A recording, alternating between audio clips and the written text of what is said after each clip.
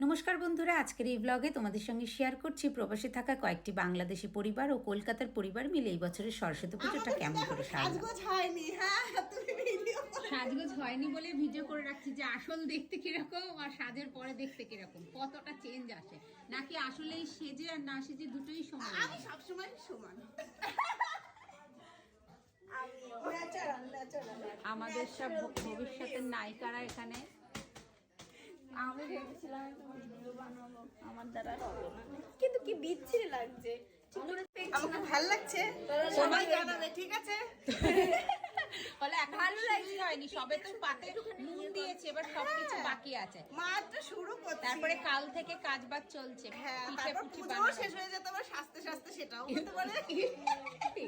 না না না, তোমার বাড়ির পুজো, তোমাকে ছেড়ে কি আর হয় সবকিছু? দাঁড়াও, এই যে এই হলো আমাদের সরস্বতী মায়ের পুজো মণ্ডপ। এটা একটা বাড়িতে পুজো হচ্ছে আর পুরোটাই অর্গানাইজ করেছে বিথি। একটু আগে তোমরা দেখলে হলুদ শাড়ি পরে সাজতে, সেই আমার বান্ধবী বিথি। যাক, ও অর্গানাইজ করেছে বলেই আমরা ছেলে মেয়েদেরকে নিয়ে ওর বাড়িতে সবাই হাজির হতে পেরেছি এবং ওর সঙ্গে সঙ্গ দিয়ে আমরা পুজোটা একসাথে কাটাতে পেরেছি।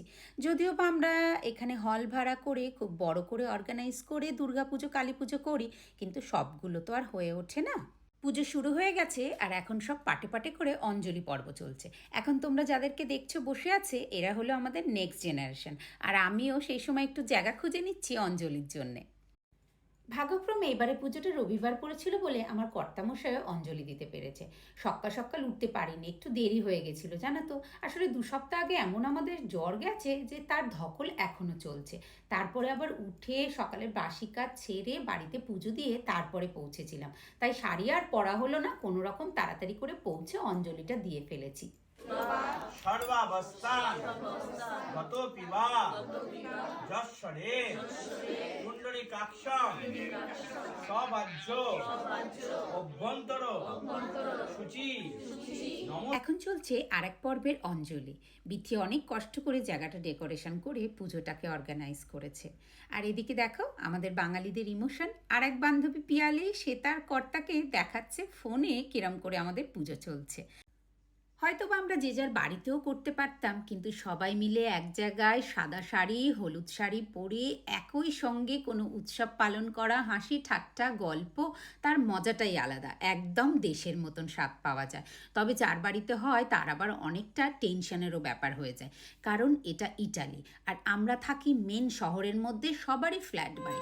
সেখানে এত লোক এক জায়গায় জড়ো হওয়া, আলোচনা কথাবার্তা, তার আওয়াজ, কাসর ঘন্টা বাজানো, এগুলো রুলস অ্যান্ড রেগুলেশনের বাইরে।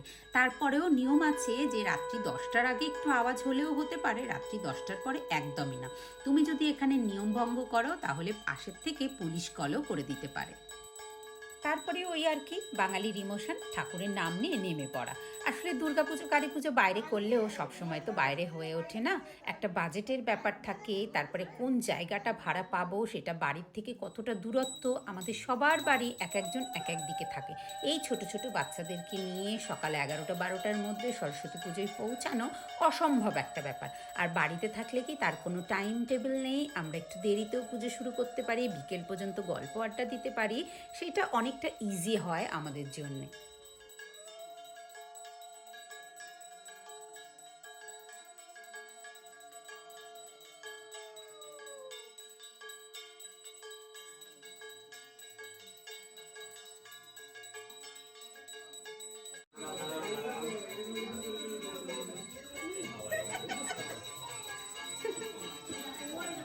না, মাথায় দাও, মাথায় দাও। ওকে। এই যে এটা।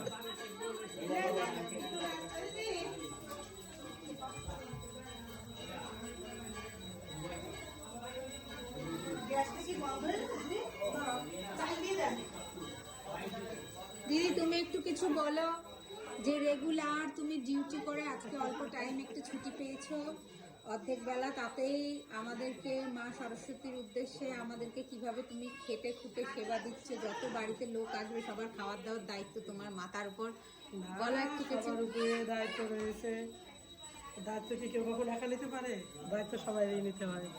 তো জয় মা সরস্বতী সবার বিদ্যা বুদ্ধি দিয়ে আমাদের আমাদের বৌদি সকাল থেকে রান্না বান্না শুরু করেছে। এই দিদি, আমি অবশ্য দিদি বলে ডাকি, এই যে এই কুচিনাতে, ছোট্ট কুচিনাতে বিদেশ বাড়ির রান্না বান্নার আয়োজন চলছে, এখনো চলছে।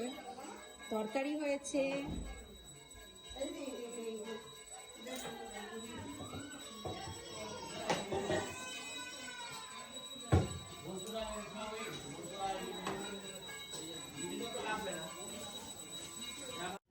দুপুর 2:30 মতো বেজে গেছে, পুজোর যজ্ঞ শুরু হয়ে গেছে। এক ঘরে পুজোর বিরাট আয়োজন, আর এক ঘরে সবাই বসে গল্প আড্ডা দিচ্ছে, আর এদিকে রান্নাঘরেও বিশাল আয়োজন, যে এত মানুষজন কি করে খাওয়া দাওয়া করবে। যিনি পুজো করছেন ইনি হলেন তনুদা, আমাদের সঙ্গেই থাকেন এখানে বহু বছর ধরে। যাক, এইদিকে বাঁচো যে আর দেশের থেকে আমাদের হায়ার করে আর বামুন ঠাকুর আনতে হয় না। এদিকে লাইন দিয়ে বৌদিরাও পুজোটা দেখছে, আর আমি আর রিচি বসে রয়েছি, আমরা একটু ভিডিও করছি, একটু কথা বলছি, আর তার সঙ্গে সঙ্গে পুজোটাও দেখছি। দেখো, আর একটু দিয়ে দেন। আচ্ছা, আর একটু দিয়ে দেন, আর একটু দিয়ে দেন। ওই দেখেছে কেউ দেয়নি আপনাকে। তুমি ঠাকুরকে কিভাবে দেশ থেকে আনালে এরকম এত শর্ট টাইমের মধ্যে? এই রাতুর বানিয়েছে হাতে করে, হ্যাঁ ঠাকুরটা রাতুর হাতে করে ঠাকুর বানিয়েছে? সত্যি? সত্যি তাই, ও হাতে করে বানিয়েছে। এখান থেকে আমরা ওই কি বলে রাতুল বলো তুমি কি? তা তোমার মধ্যে এত বড় একটা গোপন ট্যালেন্ট আছে আমরা জানতামই না। আমরা সবাই এতক্ষণ ধরে আলোচনা করছি যে দেশ থেকে কিভাবে এত শর্ট টাইমের মধ্যে ও ঠাকুর আনিয়েছে, এত সুন্দর মূর্তি। কিন্তু এখন জেনে গেলে, এখন জেনে গেলাম, তাহলে এখন মিষ্টি খাও। আর এখন মিষ্টি খাবো, আর ঘরে ঘরে আমাদের পুজো হলে এখন আমরা রাতুলকে কল করবো, তাই তো? তা তুমি একটা বাজেট লিস্ট বানিয়ে ফেলো এখন। এত সুন্দর করে ও করেছে ঠাকুরটা, দেখুন আপনারা, ও নিজে হাতে তৈরি করেছে। আর গতকালই নাকি রং হয়, যেটা ভাবা যায়। ঠাকুরটা তৈরি হয়েছে ইনস্ট্যান্ট। রাতুল, তুমি কি অনেক বছর ধরে প্র্যাকটিস করেছো, এইগুলো শিখেছো? না, আমার এগুলো কোনো শেখা নেই, আমি শেখা ছাড়াই করেছো তুমি? বাবারে বাবা, কি ট্যালেন্ট রাতুলের, সত্যি অনেক অনেক সুন্দর রাতুল। সবকিছু সেরে শেষমেশ খেতে বসেছি। সঙ্গে প্লেটে রয়েছে বেগুনি, ফ্রাইড রাইস, আলুর দম, সয়াবিন, চাটনি আর বন্ধু বান্ধব। একটু ঠিক করে তুমি খেও, আর তোমার সদ্য যা বেবিকে একটু ঠিক করে খাইও, ঠিক আছে? বেবির মাকে বেশি বেশি খেতে হয়। এই যে হ্যাঁ, বন্ধুরা, আমাদের নিউবর্ন বেবি মা, দ্বিতীয়বার মা হয়েছেন, আরেকজন উঠবি মা আছে, লাইনে আমরা সবাই আছি।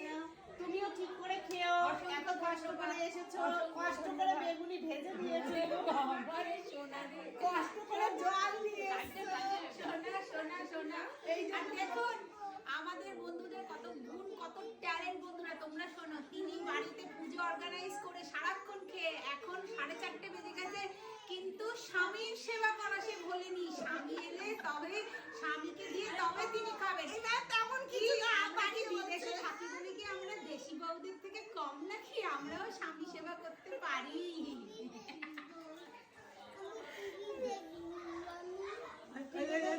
মনি রয়েছে, মনিকে বলো, মনি আমাকে টিভিটা চালিয়ে দাও, যাও। আমি পাচ্ছি না, আমার হাতে এঠো। আমাদের এই বছরের পুজো 2025 সালের সরস্বতী পুজো সমাপ্তি। এখন পুজো টুজো সব সেরে সারাদিন আমরা, তোমরাও কিছু বলো না, ক্লান্ত হয়ে এখন সবাই যে যার মতো ছড়িয়ে ছড়িয়ে ক্লান্ত হয়ে এখন আমাদের আসর বসেছে, গল্পের আসর বসেছে। সুখ দুঃখ আমরা ভিডিও ক্যামেরাম্যান হচ্ছে এই সে হ্যালো ভিডিও আর আমরা বেরোবো না। দেখতে দেখতে বিকেল 6টা বেজে গেল। চা খেয়ে রওনা দিয়ে দিলাম যে যার বাড়িতে। পরের দিন আবার বাচ্চাদের স্কুল আছে। ভিডিওটা কেমন লাগলো বন্ধুরা তোমরা জানিও। সবাই অনেক ভালো থেকো।